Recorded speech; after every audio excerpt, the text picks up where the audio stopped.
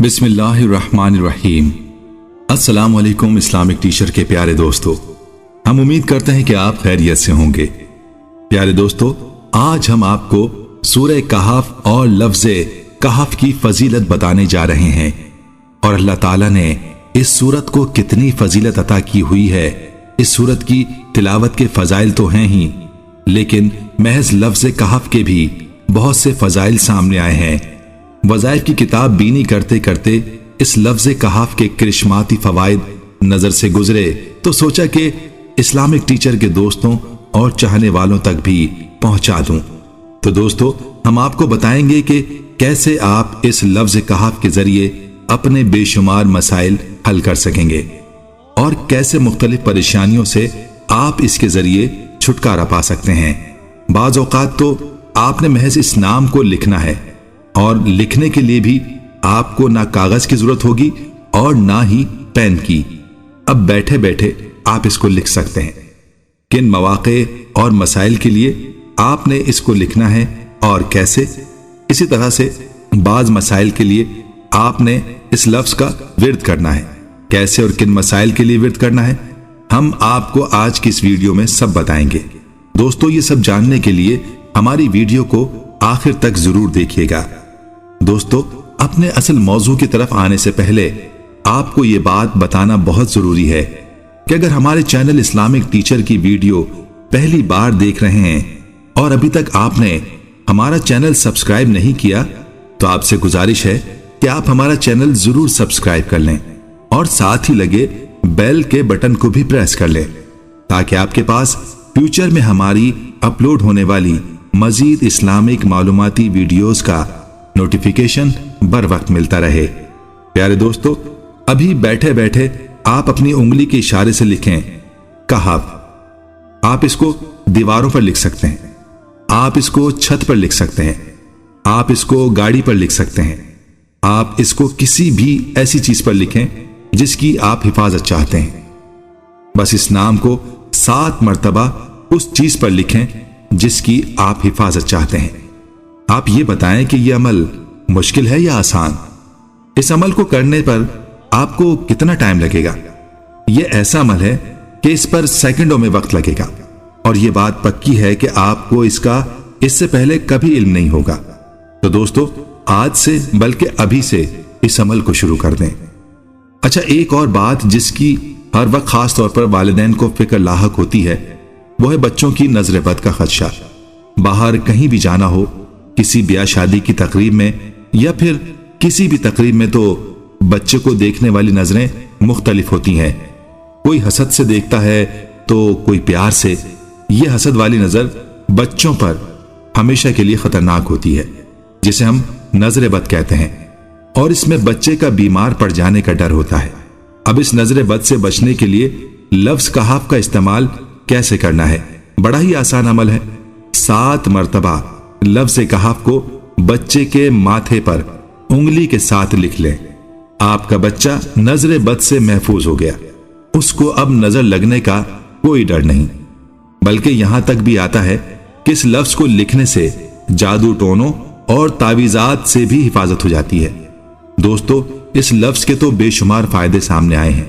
लफ्ज मुख्तसर है यानी कहफ, लेकिन इसके फवायद बहुत ज्यादा है।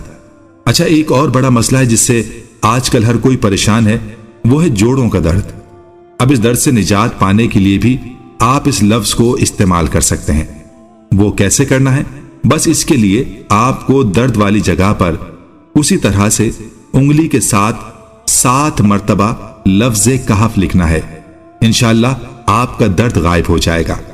और एक और बात यह है कि अमल सिर्फ जोड़ों के दर्द के लिए नहीं है, बल्कि किसी भी जगह पर आपको दर्द हो, चाहे सर में, चाहे कमर में या किसी और जगह, बस इस लफ्ज को दर्द वाली जगह पर लिखते जाएं और दर्द गायब। तो दोस्तों, ये करिश्माती फवायद थे लफ्ज़े कहफ के जो आपने जाने।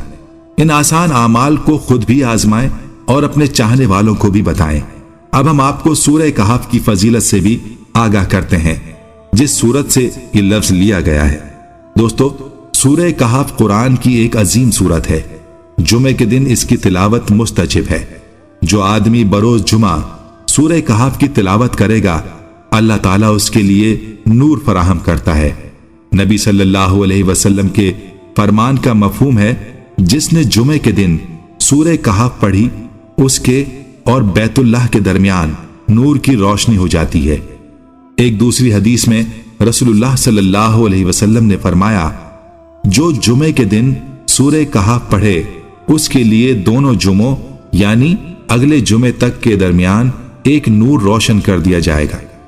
ایک اور روایت میں نبی صلی اللہ علیہ وسلم نے فرمایا، جس نے جمعے کی رات سورہ کہف پڑھی اس کے اور بیت اللہ کے درمیان نور کی روشنی ہو جائے گی۔ رات اور دن کی دونوں روایات کو ملا کر یہ کہا جا سکتا ہے کہ سورہ کہف پڑھنے کا وقت جمعرات کے سورج غروب ہونے سے لے کر جمعے کے سورج غروب ہونے تک ہے۔ لہٰذا ہمیں اس عظیم سورت کی ہر جمعہ تلاوت کرنی چاہیے۔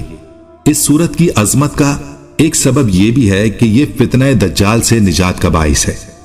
خروج دجال قیامت کی بڑی نشانیوں میں سے ایک ہے اور فتنہ دجال زمانے کے شروفتن میں سب سے بڑا فتنہ ہے۔ مکہ مکرمہ اور مدینہ طیبہ کے علاوہ دجال پوری دنیا کو روند ڈالے گا اور بے شمار لوگوں کو اپنے فتنوں کا شکار بنا لے گا۔ اس فتنے کا مقابلہ مومنوں کے لیے ایک چیلنج کی طرح ہوگا۔ نبی صلی اللہ علیہ وسلم نے اس فتنے سے بچنے کے متعدد طریقے اور اسباب بیان کیے ہیں۔ من جملہ ان طریقوں میں سے ایک طریقہ سورہ کہف کی ابتدائی 10 آیات کی قرات اور حفظ بھی ہے۔ دجال کے فتنے سے بچنے کے لیے سورہ کہف سے متعلق 4 قسم کی روایات ملتی ہیں۔ پہلی قسم کی روایت کے مطابق سورہ کہف کی ابتدائی 10 آیات حفظ کرنے سے فتنہ دجال سے حفاظت ہوتی ہے۔ اس کی دلیل مسلم شریف کی مندرجہ ذیل روایت ہے۔ ترجمہ حدیث ہے، جو شخص سورہ کہف کی ابتدائی 10 آیات یاد کرے گا وہ دجال کے فتنے سے بچا لیا جائے گا۔ اس حدیث میں ابتدائی 10 آیات حفظ کرنے کی بات ہے۔ مسلم کی ایک دوسری روایت میں مطلقاً ابتدائی آیات پڑھنے کا ذکر ہے جس میں سے 10 آیات ہی مراد ہیں۔ اس حدیث کا ترجمہ اس طرح سے ہے، تم میں سے جو شخص دجال کو پائے اسے چاہیے کہ وہ سورہ کہف کی ابتدائی آیات پڑھے۔ دوسری قسم کی روایات کے مطابق سورہ کہف کی آخری 10 آیات پڑھنے سے دجال سے حفاظت ہوتی ہے۔ ترجمہ حدیث ہے، جس نے سورہ کہف پڑھی تو اس کے لیے قیامت تک میں نور ہوگا اس جگہ سے مکہ تک، اور جس نے سورہ کہف کی آخری 10 آیات تلاوت کی اور دجال کا خروج ہوا تو اسے نقصان نہیں پہنچا سکے گا۔ تیسری قسم کی روایت کے مطابق سورہ کہف کی ابتدائی 3 آیات پڑھنے سے بھی فتنہ دجال سے حفاظت کا ذکر ہے، مگر یہ ضعیف ہے۔